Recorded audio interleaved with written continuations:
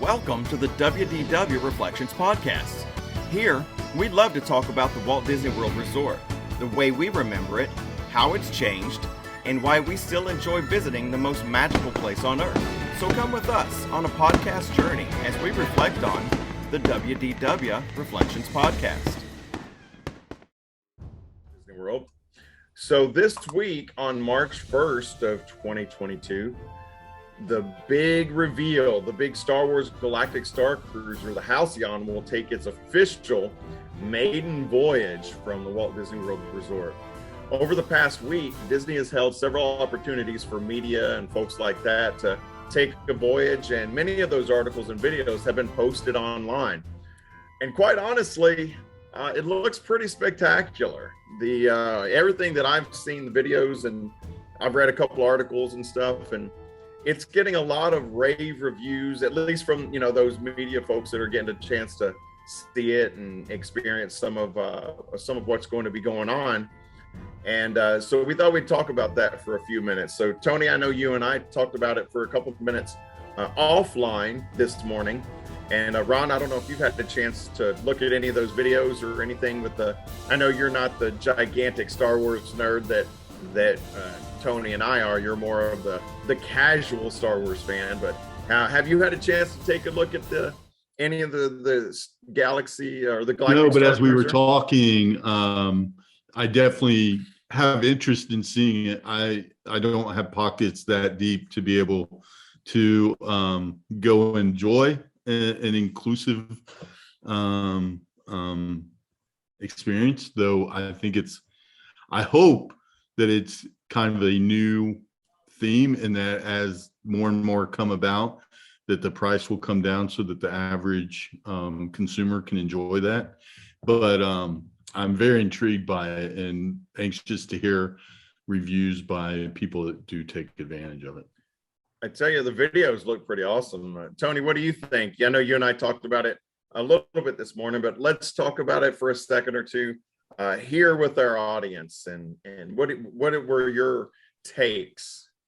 Sure. I mentioned at the start of the show that I've got my little piggy banks here. I mean, I'm half joking, but to be serious, back in the day, this is what I used to do to save up to go buy Star Wars stuff, believe it or not. So who knows? If I fill it up with enough, then I don't have to feel guilty about how much we're spending.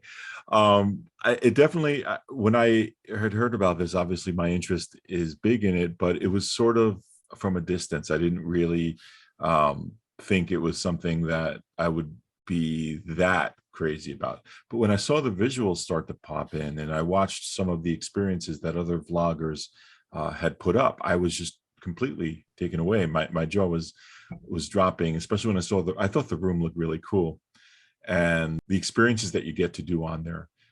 It's almost like a non-stop little adventure. I think it'll be something that people going forward, if they go in there with the mind of, I'm just going to have an adventure in the Star Wars world, I'm going to have a good time. And they really went out of their way to make this something really super special. Look, honestly, to me, I was a little skeptical. I think after seeing, I watched you recommended the site to me, Tony. What was it? Outsider? Ordinary Adventures. Ordinary Adventures. So kudos to those guys for the videos. I watched an hour-long video on their adventures of their time there on the Galactic Star Cruiser, and being skeptical when I saw that video, I was like, all right, this is actually pretty cool.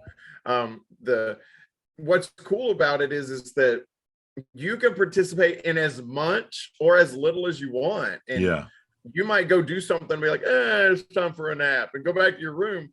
But the whole ship is still active, and exactly. You'll feel like you're missing out if you do that. Yeah. Though. And you might, your nap's over, let's go. And when you go back in, like you're walking out into an active, adventures are happening all around you kind of experience. And that really just kind of struck me. I was like, wow, this is, I look, it's Ron, you said you have deep pockets. I have deep pockets too. Unfortunately, mine are empty. I said I don't have deep pockets. Yeah. I do. I have very deep pockets. It goes like mid arm. Unfortunately, I have they're more empty. little banks, so I have more little banks. Yeah. Send me one of those empty banks. I'll save my pennies too. Honestly, Hey, let me I will ask you a question though. This Yes. is interesting to me. So, because I've been on a cruise, right? Mhm. And a cruise is very immersive into that experience, not around Yeah. the theme, but just in vacation mode, right? And so what I'm hearing you guys say is basically that you go on a ship, and that you experience Star Wars. Star Wars is all around you. I'm assuming anybody that you interact with from a cast member perspective is a Star Wars character, or at least another character that you've never seen on the movie, but they all are playing the part that they're on this starship and you're in space. And so there's different activities you can choose to do and things that you can choose not to do. Is that what I'm hearing? You're 100% Sort of. correct. Yeah. And I thought about you when I was watching this, because I remember how much you were looking forward to Space 220. And Disney always takes something from one place that they're developing it and then brings it a little bit further. For the cabins in this room, actually all the cabins in this room have this kind of a portal window where there's constant view of space and where you're headed. And as the ship moves through places, you see the outside, the planets outside correspond to what you're doing. There's an eatery that looks just like Space 220 with the giant windows, and outside there are things that are going on out there. And if you stand at a certain angle, if your room is over here, that's the view that you're going to be seeing, as if you were really in space, and that's the side that you're at. Yeah, they've really done a beautiful job of trying to immerse the audience in that. And I will also say another thing. I was watching one video that was about 2.5 hours long. It was by the Diz Unplugged. And on that one, my wife and I were watching it for about 1.5 hours. And after a while, I kind of forgot that they were not in space. I literally was thinking to myself, oh, I wonder if they're, how long it's going to be before they get home, because they've been in space with this entire time. And meanwhile, no, they weren't. And that was just the video of them. They were just in this stationary place in the middle of Walt Disney World. So they've done a good job of creating that. And as far as being immersed by Star Wars characters, they don't shove that in your face too much. It's more just certain characters that you will interact with if you're in the hallway that will help lead you through a story. Like someone will say, hey, help me get to this access panel, or the guy who brings you your luggage into the room also happens to be one of the players in this kind of like a role-playing thing that they're doing. It's kind of like a play that they're doing, and you're part of it. So that's really what it comes down to. Is there any motion built in, or is it pretty stable and it's just assumed? I think it's stable. I think they do have the sound effects going on. I think wherever possible they try to simulate that, but it's hard to do on such a grand scale. Yeah. And I saw a lot of people also doing, you and I were discussing this earlier too, about the music that's involved. Like some people complain that why is there line dancing in space, or why is there bingo in space? And the whole idea, I think, behind that is to give people who aren't into this stuff something to do. That way, you could go off on your adventure, but grandma who knows nothing about Star Wars could go line dancing if she wants to. But it's also like Ron said, he said, you're kind of describing a cruise to me. Yes. And they very much do make it like a simulating cruise. Like they have the staggered meal times, and you go with your group, and there's a lounge, and there's a singer and stuff. And it is very much like a cruise. And there are activities that you can choose to participate in or not participate in. And so it is very much like a cruise, and only you're in space instead of on the ocean. Exactly. So they definitely play it like that. And it's and I know, Ron, you didn't watch the video. Tony, did you see the climate simulator? Oh yeah. I thought that hysterical. I thought that was kind of genius though. Yeah. So Ron, I'll explain what a climate simulator is to you. So you're in space, right? Right. So they have this thing called a climate simulator, and what it is that it's this holographic room that you go into that simulates the great outdoors, and it makes you feel like you're on a planet. In reality, what it is you walk out a door and you're in a courtyard in the center of this hotel. Yeah. So there's like some trees, and there's you can see the stars. There's whatever the weather is on Batu, that's the weather it is in this simulation. That's correct. They're simulating the current weather on Batu.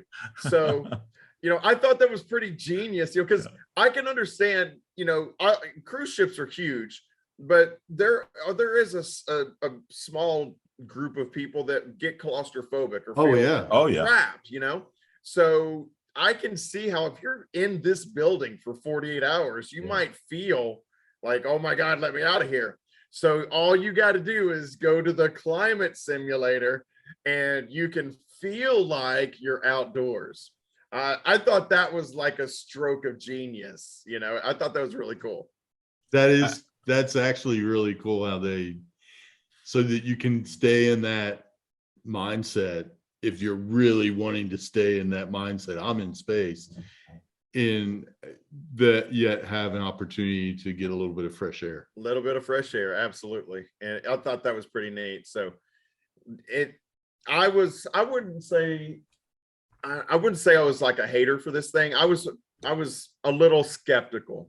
After seeing the videos, my only complaint now is probably the price tag. Yeah. It just seems outlandish to me. It seems like, and don't get me wrong, even though I would love to do this and I'm joking about doing it, the price is out of my range as well. It's like, for sure.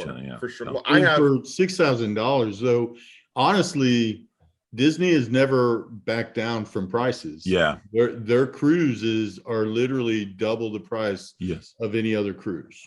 Mm-hmm. And they make no apology for it, and they've never come down from that. And I've been on two different types of cruises. I've been on a Royal Caribbean and a can't remember what the other line was, as well as Disney, and I see why the difference in the price. I mean, the Disney. Oh, well, that's cool to know. Yeah.